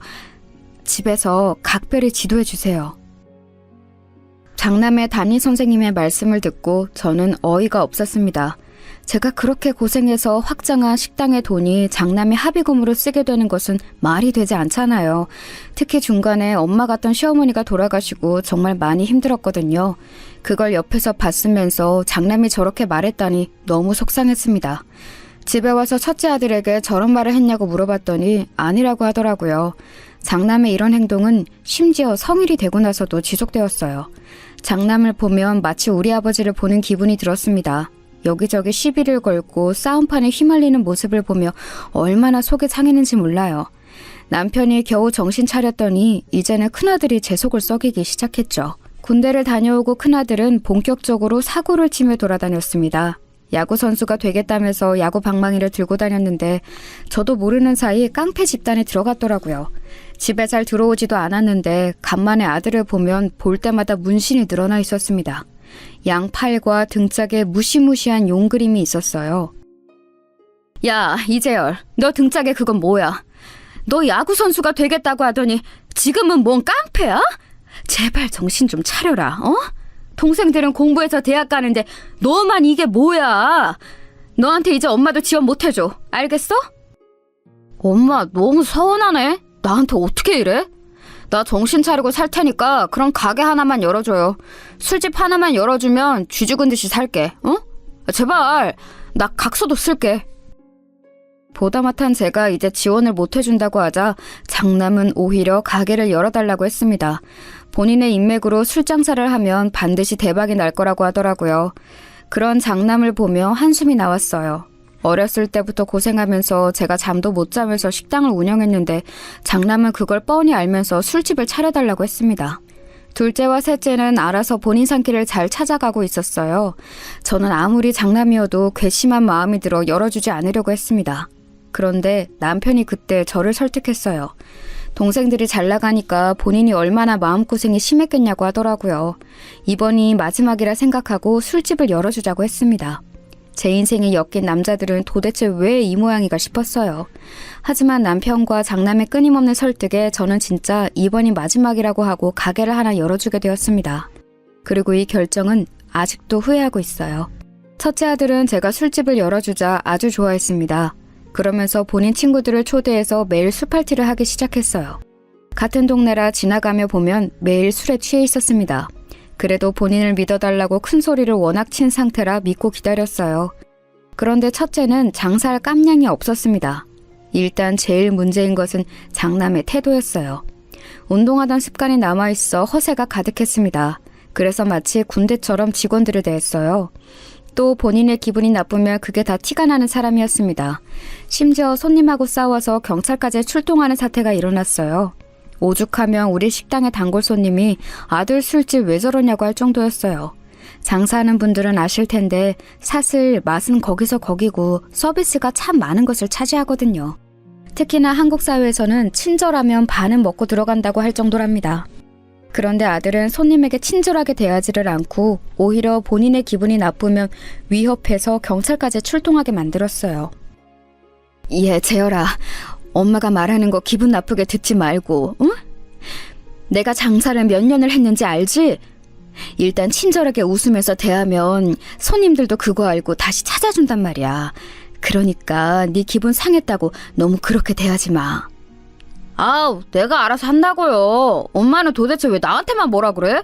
내가 지금 엄마 도움받아서 가게 차렸다고 엄마 마음대로 내 가게를 조종하려고 하는 거야? 여기는 내가 사장이니까 내가 알아서 하겠다고 하잖아. 노파심의 엄마 마음으로 최대한 좋게 말하려고 해도 장남은 기분 나쁘게 반응했어요. 심지어 장남이 조폭 집단에 들어가서 그 조폭들이 가게에 오니까 손님들은 무섭다고 오지 않았습니다. 조폭들끼리 술집에서 노는 모습을 보면 일반인들은 당연히 무서움을 느끼잖아요. 제가 그걸 말했더니 자기를 가만히 두라고 소리를 지르는 모습에 저는 아들이지만 정이 떨어졌어요. 그러다 장남은 본인 가게에서 일하던 21살짜리 여자 직원과 결혼식을 올리기도 전에 아기를 가지게 되었습니다. 저는 처음에 장남이 무슨 어린 여자를 데려왔길래 무슨 일인가 했어요. 임신했다고 이 여자와 결혼한다는데 할 말이 없었습니다. 그 어린애는 머리도 노랗게 염색하고 딱 봐도 질이 좋지 않았어요. 친정 부모님도 안 계셔서 18살 때 가출했다고 하더라고요. 도대체 장남이 왜 저렇게 된 건지 저는 알 수가 없었습니다. 제가 비록 일하느라 바빠서 아이들에게 정성을 쏟지는 못했던 것은 맞아요. 하지만 우리 세대에는 다 그러고 살았고 똑같이 자랐는데 둘째와 셋째는 멀쩡했거든요. 저는 도저히 이해할 수가 없었습니다. 그래도 내 자식이 결혼한다고 하니 가만히 있을 수는 없더라고요. 가게 근처에 신혼집을 급하게 마련해 주었어요. 며느리는 혼수로 들고 온 것이 아무것도 없었지만 일단 임신했으니 싫은 소리를 하기도 싫었습니다. 또 며느리를 보니 우리 시어머니 생각이 그렇게 나더라고요. 저한테 천사처럼 대해주셨던 시어머니를 생각하며 저도 며느리에게 잘해주려고 얼마나 노력했는지 모릅니다. 며느리는 임신해서 움직이기 힘들다고 집안일을 하나도 하지 않았어요. 그래서 제가 식당 일을 직원에게 맡기고 가서 대신 청소와 빨래를 해주기도 했습니다. 그렇게 하는데도 고맙다는 말을 전혀 들어본 적이 없어요. 출산한 며느리는 마치 상전처럼 굴었습니다. 어찌나 먹고 싶은 게 많은지 이것저것 요구하는 것도 많았어요. 저는 그래도 첫 손주니까 며느리가 그렇게 먹고 싶다고 하면 어떻게든 구해주었습니다. 그리고 저도 식당에서 시장으로 일하니까 바빠서 시집살이를 시킬 시간도 없었어요. 그래서 미안한 마음에 용돈도 자주 주었습니다. 그런데 장남 부부는 그런 용돈을 너무 당연하게 여겼어요. 어머님, 이제 우리 성현이 돌이잖아요. 먹는 양도 늘어났는데 용돈도 늘어나야 하는 거 아닌가요? 요즘 애아빠 가게가 잘 되는 것도 아니라 먹고 사는 게 너무 힘들어요. 어머님이 많이 도와주셔야 우리가 아무 탈 없이 살아요. 며느리는 제 얼굴을 보면 대놓고 돈을 요구했어요. 처음에는 그래도 장남이 결혼하고 남들과 싸워서 경찰서에 가지는 않아 그것만으로도 다행이라 많이 챙겨주었습니다. 그런데 저도 사람인지라 당연하게 제 돈을 자기들처럼 사용하는 모습에 서운하기 시작했어요. 제가 부잣집에서 태어난 것도 아니고 부잣집으로 시집온 것도 아니잖아요. 고생이란 고생은 다 하고 살았는데 그렇게 모은 돈을 아무 노력도 하지 않고 쓰는 것이 아니꼬였습니다. 아무리 부모 마음이 자식들에게 다 해주고 싶어도 이건 아니었어요. 저는 인간 대 인간으로 본인의 인생은 본인이 책임져야 한다고 생각합니다. 그런 점에서 둘째와 셋째는 아주 기특했어요. 공부로 장학생으로 들어가서 제가 따로 용돈을 주지 않아도 알아서 잘 먹고 잘 살았거든요. 반면 장남 부부는 어째 날이 갈수록 요구하는 조건이 늘어났습니다. 심지어 며느리는 아기를 키우는 게 힘들다고 어찌나 징징댔는지 몰라요. 이제 막 걷기 시작한 돌쟁이 손주를 우리 가게에 데려와서 맡기고 자기는 놀러 다녔습니다. 아우, 사장님, 내가 사장님 며느리니까 아무 말 안 하고 있었는데 저거는 너무 심하지 않아요? 사람이 양심이 어디 있는 거야? 큰애들도 보면 너무해요. 사장님이 그렇게 돈 들여서 가게 차려줬으면 고맙다고 해야지. 매번 와서 죽는 소리야. 내 팔자가 이런가 봐. 나도 큰애들만 보면 속이 갑갑해. 그래도 결혼하더니 적어도 패싸움은 안 하잖아. 쟤 야구한다고 지원해준 돈이 얼마인지 알아? 그 돈만 생각하면 내가 속이 터져. 실제로 큰아들은 야구는 무슨 술집이나 제대로 운영하길 바랐습니다. 제 바람과 달리 술집은 파리가 날릴 지경이었어요. 유명해져서 다른 지역에서 먹으러 오는 우리 식당과 달리 아들의 가게는 손님이 아예 없었습니다. 그도 그럴 것이 매번 본인 족복 친구들을 불러 술판을 벌이는데 누가 가고 싶겠어요. 어느새 장남 부부를 생각하면 저는 머리가 아팠습니다. 심지어 자꾸 손주를 식당에 맡기고 놀러 다니는 며느리는 어쩌다 손주가 다치니까 저에게 대놓고 불만을 표출했어요. 아기를 키워보신 분들은 아실 텐데 정말 몇 초 사이에 사라지고 사고치는 것이 아기잖아요. 안 그래도 식당에는 위험한 도구가 많아서 제가 불안했거든요. 며느리에게 아기를 맡기고 가지 말라고 해도 들은 척도 하지 않았습니다. 제가 봐주지 않으면 손주를 집에 방치하거나 장남 가게에 맡겨놓고 놀러 다녔어요. 차마 그래도 제 첫 손주를 조폭들 사이에서 술 마시는데 앉혀놓을 수는 없어 데리고 있었거든요. 그런데 언제 한 번은 손주가 식당에서 뛰어다니다가 넘어졌어요. 그러면서 얼굴에 큰 상처가 났습니다. 저도 당연히 너무 놀라서 그대로 아이를 업고 병원으로 달려갔어요. 응급처치를 하고 의사 말을 들었더니 다행히 평생 가는 상처는 아니라고 하더라고요. 아이들은 재생 능력이 좋아 금방 회복될 수 있으니 기다리라고 했죠. 그때 장남은 심지어 집에서 자고 있었습니다. 저녁에 며느리가 가게에 왔길래 낮에 있었던 일을 말해주었더니 그때부터 저에게 불같이 화를 내기 시작했어요. 어머니는 도대체 아이를 어떻게 봤길래 그러냐고 섭섭하다고 가게가 떠나가라 소리를 질렀답니다. 심지어 손님들이 다 쳐다보는데도 전혀 신경 쓰지 않았어요. 일단 가게니까 저도 미안하다고 달랬는데 그날 그게 얼마나 서운했는지 모릅니다. 저라고 우리 손주를 다치게 하고 싶지는 않았거든요. 가게에서 일하던 직원들도 며느리가 돌아버렸다고 저를 위로했습니다. 그런데 더 서운했던 것은 바로 장남의 태도였어요. 아, 엄마, 아기가 뛰어다니면 안 다치게 엄마가 노력해야지. 이러면 어떡해? 아내가 집에 와서 밤에 잠도 못 자고 계속 울었어. 나는 엄마가 잘 봐줄 거라 생각했는데 서운하네. 일부러 이러는 거야? 뭐? 넌 무슨 말을 그렇게 하니? 내가 식당 운영하면서 안 그래도 바빠 죽겠는데 네 자식 돌보느라 얼마나 고생인지 알아? 네 아빠는 손주 데리고 놀다가 발목이 삐었어. 그것도 모르고 너희는 너희가 만든 자식을 돌보지도 않잖아. 엄마가 아예 안 봐주면 우리는 어떻게 살라고 그러는 거야? 그럼 내 가게는 어떡해? 술집에 아기를 데리고 장사하면 엄마가 그것도 싫다며. 내가 이래도 싫고 저래도 싫고 엄마는 나한테 왜 그래? 아이고 인간아, 정신 좀 차려라.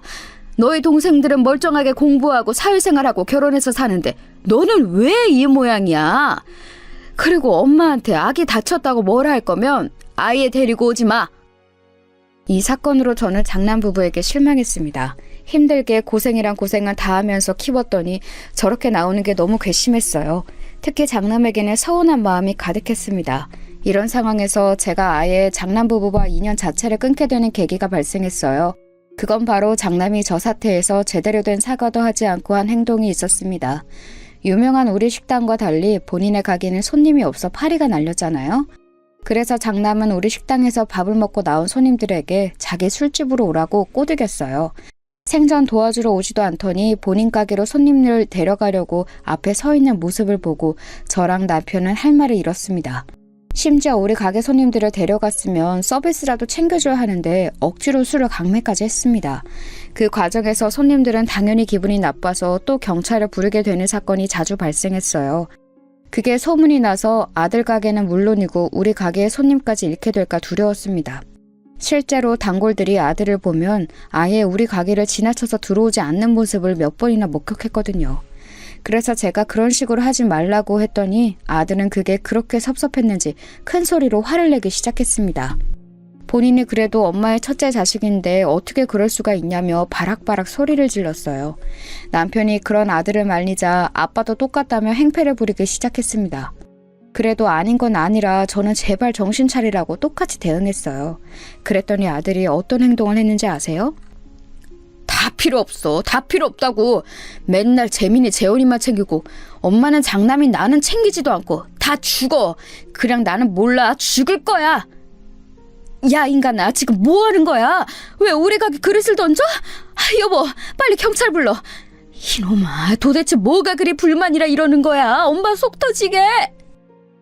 아들은 본인의 뜻대로 되지 않자 갑자기 우리 가게에 있는 기물을 파손하기 시작했어요. 경찰을 불렀는데 첫째 아들 때문에 경찰 얼굴을 하도 많이 봐서 민망했습니다. 경찰들도 우리 아들을 보더니 고개를 절레절레 젓기 시작했어요.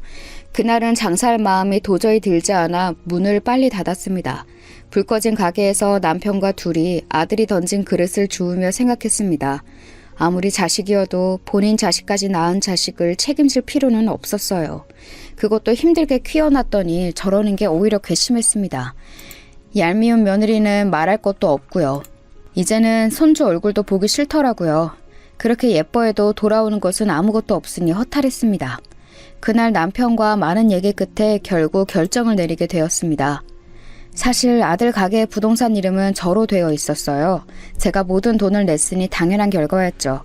아침이 되자 바로 부동산에 가서 가게를 내놓았습니다. 그 소식을 듣고 아들은 당연히 우리 가게로 찾아왔어요. 또 바락바락 성질을 내며 엄마가 어떻게 자기한테 그러냐고 드러눕기 시작했습니다. 하지만 눈 하나 깜짝하지 않았어요. 오히려 이제 네 인생은 네가 알아서 살라고 했습니다. 그랬더니 또 욕을 그렇게 하면서 이놈의 집구석 더럽고 치사해서 못 살겠다고 하더라고요. 그러더니 다시는 보지 말자고 하고 그대로 며느리와 손주를 데리고 사라졌습니다. 그렇게 홧김에 나간 장남은 약 2주 뒤에 다시 돌아왔어요. 갈 때는 평생 얼굴도 안 볼 것처럼 하더니 돈이 없고 능력이 없으니 어쩌겠어요. 장남은 그런데 태도가 하나도 바뀌지 않은 상태였습니다. 오히려 당당하게 돈을 달라고 하길래 저는 그런 장남의 얼굴을 쳐다보지도 않았어요. 그랬더니 역시나 또 위협적으로 행동을 하려고 하길래 제가 먼저 나섰습니다. 미친 사람처럼 소리를 마구 질렀어요. 나가라. 나는 이제 너랑 며느리 얼굴이 꼴도 보기 싫어. 네 인생 망했다고 네 부모 인생까지 망하게 할래? 어? 내가 도대체 너한테 못해준 게 뭐야? 학생 때 운동하겠다고 해서 그걸 지원해줘. 능력도 없어 조폭 집단에 들어가서 술집 차려줘. 결혼한다고 저 불려지 같은 년 데려왔을 때 집 구해줘. 인간아, 양심이 있으면 내 눈앞에서 당장 꺼져. 그러면서 부엌에 가서 소금을 가져와서 뿌렸어요. 다른 사람들이 쳐다봐도 신경도 쓰이지 않았습니다. 오히려 더 과장되게 행동했더니 장남은 매우 당황했어요. 그러더니 저한테 당당하게 소리쳤습니다. 그래, 알겠어. 나도 싫어. 나는 평생 엄마랑 아빠랑 연 끊고 살 거니까 그렇게 하셔. 나도 서운하고 섭섭한 거 말하면 끝도 없어. 고아라고 생각하고 살 테니까 연락하지 마. 가자. 그렇게 장남은 완전히 제 눈앞에서 사라지게 되었습니다. 처음에는 속상하고 제가 너무했나 싶었어요. 하지만 남편과 둘째와 막내는 저를 위로했습니다. 오히려 앓던 이가 빠졌다고 남편을 좋아했어요. 실제로 그 뒤로 저는 아주 행복한 인생을 살게 되었습니다. 둘째와 셋째는 각각 본인들도 너무 잘났는데 배우자도 아주 잘 만났어요. 심지어 전문직이라 미래도 보장되었는데 성격까지 좋았습니다. 제가 결혼할 때 지원해줬는데 그게 그렇게 감사했다고 얼굴을 볼 때마다 얘기했어요. 그러니 저도 자연스럽게 더 지원해주게 되더라고요. 둘째네 부부는 영국으로 가서 결혼 생활을 했습니다. 본인들의 회사가 영국에 본사가 있다고 해서 해외로 가게 되었어요. 그런데 한국에 올 때마다 선물을 가득 들고 오더라고요. 그 모습을 보며 얼마나 뿌듯했는지 모릅니다. 이렇게 둘째와 셋째 부부 그리고 손주들까지 보고 있으니 첫째 부부는 금방 기억에서 사라졌어요. 오히려 연락이 없는 걸 다행으로 여겼습니다. 갑자기 나타나서 돈을 달라고 할까봐 얼마나 무서웠는지 몰라요. 첫째가 우리와 연락을 끊고 우리 가족에게 좋은 일이 많이 일어났습니다.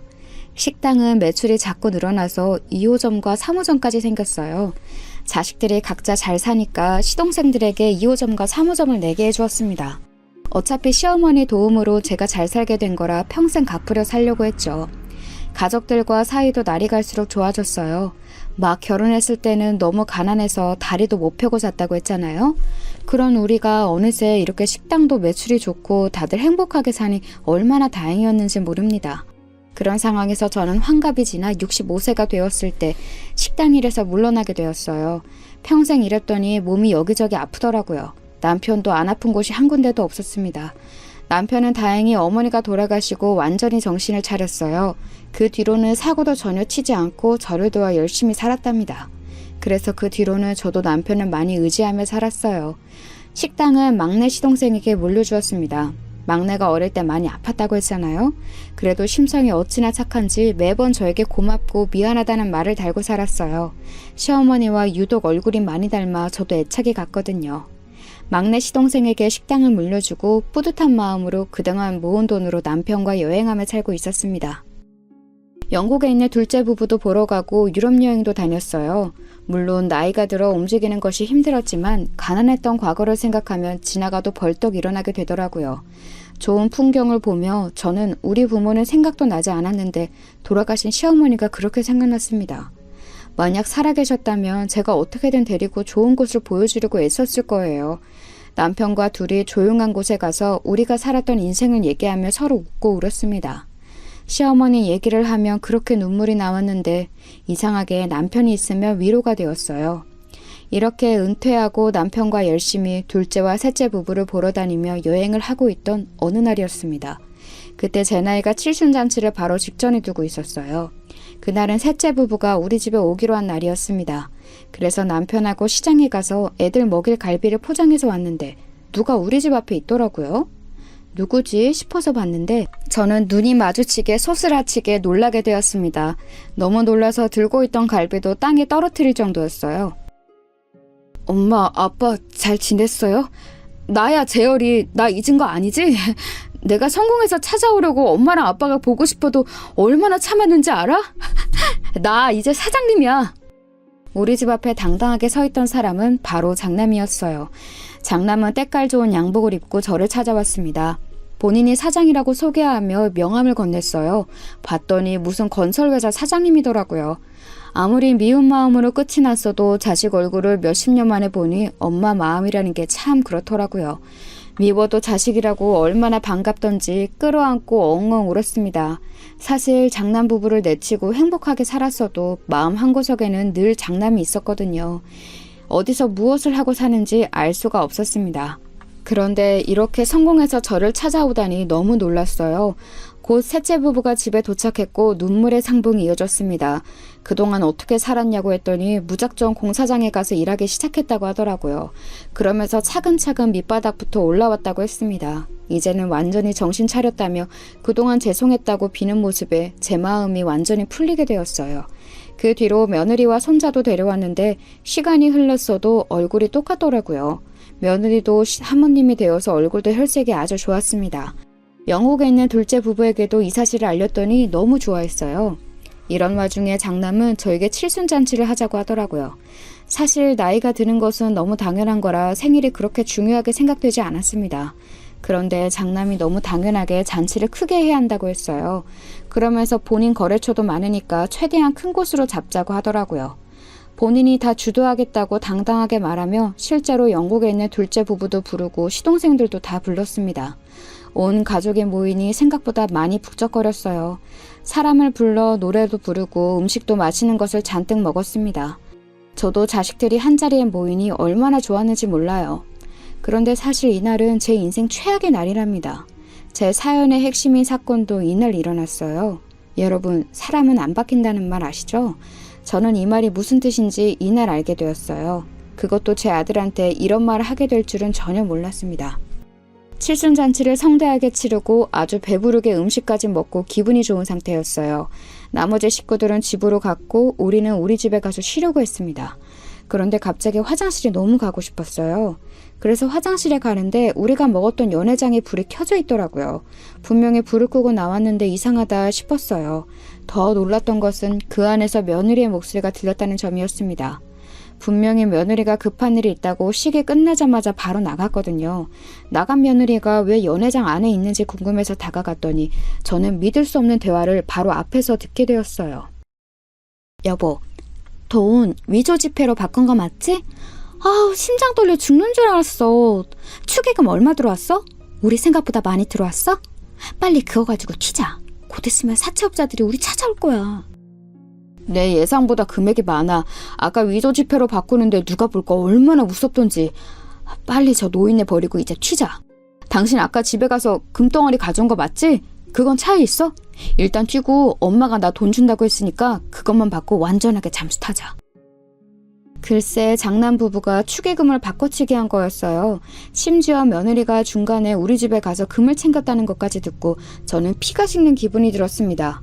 대화를 들어보니 장남은 건설회사 사장님이 전혀 아니었어요. 오히려 빚을 억대로 낸 상태였습니다. 그런 기가 막힌 대화를 듣는 도중 제가 내려오지 않으니 식구들이 연회장으로 올라왔어요. 장남 부부가 문을 열고 나오니 우리가 다 그 인간들을 쳐다보고 있었습니다. 장남과 며느리는 심하게 당황한 눈치였어요. 그러더니 돈을 들고 도망가기 시작했습니다. 그런 장남을 둘째와 셋째가 나서서 잡았어요. 야, 이것들아, 너희가 그러고도 인간이야? 사람이 안 바뀐다고 하는데 역시나 그럴 줄 알았어. 뭐 사장님? 사장님은 무슨, 너희 사채업자가 찾아온다고 했지? 그래서 재열이 너는 얼마 전에 나한테 돈을 빌려간 거였어? 됐다, 어림도 없어. 사실 얼마 전에 장남이 저에게 은밀하게 부탁했던 것도 있었어요. 사업 자금이 필요하다고 2억을 달라고 했었거든요. 그래서 저는 가지고 있는 아파트를 하나 팔아서 주려고 했었습니다. 그걸 장남에게 다 말했고 서류 정리만 남은 상태였어요. 그것도 모자라서 제 칠순잔치에 돈까지 가져가려고 하다니 너무 기가 막혔어요. 당연히 2억은 없던 일로 되었고 장남 부부에게 제 축의금도 가져왔습니다. 며느리의 차로간이 정말 금덩어리가 몇 개는 있더라고요. 그 모습을 보고 남편이 무척이나 화를 내며 다시는 우리를 찾아오지 말라고 했습니다. 그러면서 저는 더 기막힌 얘기를 들었어요. 엄마 몰래 나한테 돈 달라고 사정해서 내가 1억을 마련했더니 다 이런 속셈이었어? 어림도 없다. 그렇게 부모가 돈으로 보여? 빌려주기로 했던 거 다 취소야. 내가 이럴 줄 알고 아직 도장을 안 찍었어. 알고 봤더니 남편에게도 장남은 돈을 빌렸더라고요. 오랜만에 나타난 이유는 바로 본인의 빚을 탕감하려고 했던 거였습니다. 장남과 며느리는 이렇게 완전히 우리 가족에게 버림받게 되었어요. 둘째에게 듣기로는 사채업자에게 쫓기고 있다는데 제 알바가 아닙니다. 여기까지가 제가 준비한 사연인데 재밌게 들으셨나요? 이 사건이 일어나고 한동안 너무 힘들었는데 지금은 완전히 괜찮아졌어요. 이제는 편안한 상태가 되었답니다. 제 사연 들어주셔서 감사합니다. 남편과 둘째, 셋째 부부와 저는 남은 인생 행복하게 살도록 할게요.